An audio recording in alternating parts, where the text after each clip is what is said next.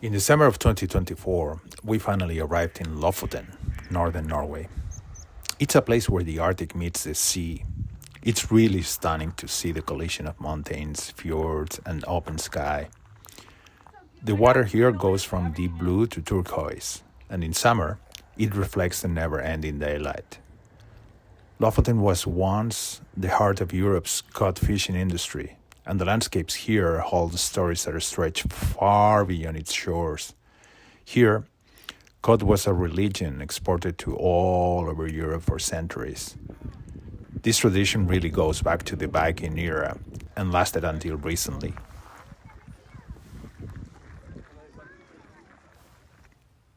If you come to Lofoten in summer, you'll never think that this is a harsh place to live.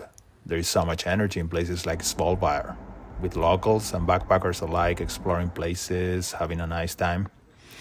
But don't get too confused. This place sits above the Arctic Circle. Think northern Alaska, for example. Despite that, these islands stay surprisingly mild all year round thanks to the North Atlantic current. These warmer than normal conditions, both in climate and in atmosphere, makes summer days feel infinite. Here's the Lofoten Cathedral in Kabelbach, called Wagen Church. It dates from the early 18th century, but it replaces a stave church made entirely of wood from the 12th century.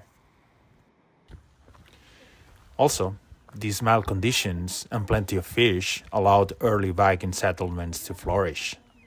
In pre-modern times, people coming from ancient Scandinavian villages from the south built their longhouses here and set out to discover and conquer the northern Atlantic, eventually reaching Iceland, Greenland, and surprisingly, Vinland, which is the name given by them to coastal North America, essentially centuries before Columbus' voyage.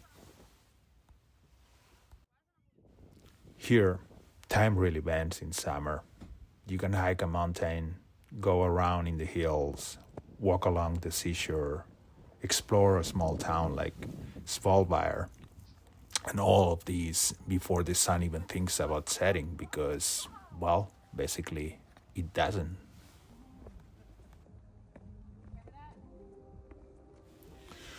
One afternoon, I took advantage of this long light to visit Svolvær Krigsminne Museum. Tucked away in a quiet corner of town, it holds a powerful collection of artifacts from World War II. During the war, Lofoten was under heavy occupation by the Third Reich. Thousands of prisoners, many of them Ukrainians, taken from the Soviet Union, were forced into labor here, building roads, fortifications, and airstrips under brutal conditions. A museum volunteer welcomed me at the entrance. At first, he didn't want to appear on camera, but he warmed up. Here's my visit to Lofoten War Memorial Museum. You were saying about, you were mentioning that the fact there were so many bunkers in the area was because of the raids done by British. Yeah, in 1941. 1941. Yeah. So after that, Then they were sending lots of people and lots of soldiers and constructors, workers, and building stuff up here. Yeah. Yeah. So that was after the command raids. Before that, there was not that many German soldiers here in Svolvær. There are some, but not many. And they had this. Have some in that other room. You can go inside here if you Yeah. want. Example, because this is more about the command raids. You see this picture here. yeah, That's the German Luftwaffe soldiers who was radio operators. So it's been taken prisoners as by the British commandos.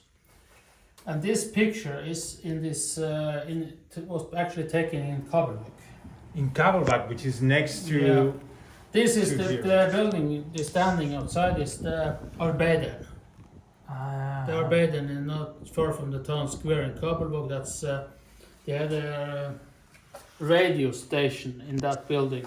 It's still standing, the building. Yeah, the standing. That's now it's for concert. It's for that kind of thing. That's the place where the bus used to stop today outside I the public. see. And Alright.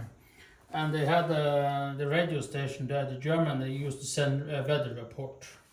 I see. And the man with the black coat and hat to the right in the picture was a journalist in Lofoten, the local newspaper. They had a music festival today. I see. Yeah. And is this picture taken also? Yeah, it's in Svolvær. It's a cafe in Svolvær, outside Svolvær. So not far from a lake, and a very nice place. The building is not standing there anymore, but they used to have it as they call it Trollhøyde.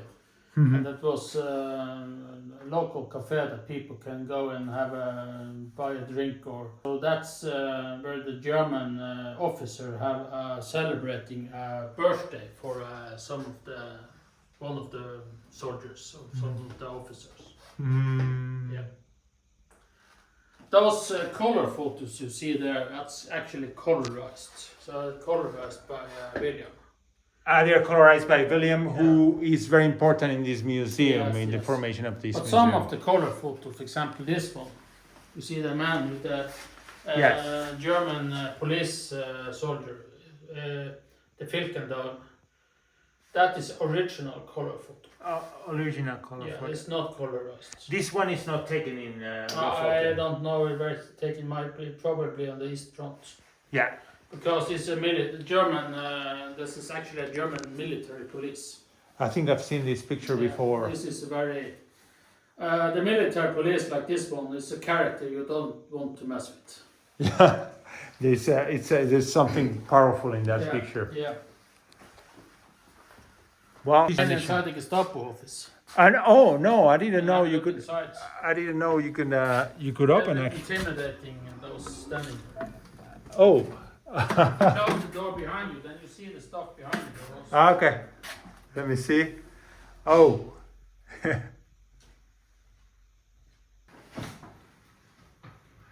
And here we can see some of the bunkers, perhaps. Yeah. No, that's not in Svolvær. That's not it. But that's up there is in Svolvær. There are two. Yes, that's where the. That's in also this one in. You can see the church in the background also. This is. Yeah. Yeah. This is on Svolvær. So this is nearby. Yeah, that's what it looked like today. I see. Very They big. also believe that they had their own vacation homes in the Baltic Sea for ordinary German. They had like a beach hotel almost. And they had also their own cruise liners. They are called the F ship. You know, you probably heard about the big ship Wilhelm Gustloff and those other ship. So they was in going. For example, here to Norway, to the fjords in Norway, they go to Svolvær, they go to the Mediterranean as cruise liners. And ordinary people can order a trip on those ships. You know, a teacher, an industry worker, an office worker, that kind of people, ordinary people. And in those times, what other kind of people was going on a cruise holiday? That was the elite in US and the noblesse people, in the UK. Yeah. Those kind of people going on cruise holiday. And those ships, they had this called F ship. They had one class on board. One class. It's a Hansa Volkswagen. Yes, one of them. So the idea was to sort of popularize and it was almost like a German version of the 4T, right? Yeah. Like Yeah. Or then you have saved yourself to a car. And then you go to the nearest Volkswagen office and get the car. so it was a dream of prosperity and progress. But And- of course, the industry was based on the war effort to be able to conquer it. That was the goal. And of course, when the war came and it was going badly for the German, of course, then it was too late. Then it was too late. Yeah. This is a total dream. Yeah, but that's something to explain, and that was, and you have to remember, during the 20s and up to the late 30s, it was not more than 10 years. It was not a long time ago. So, from people who lived there in total poverty, and was in a bad situation, and suddenly they had a very good life.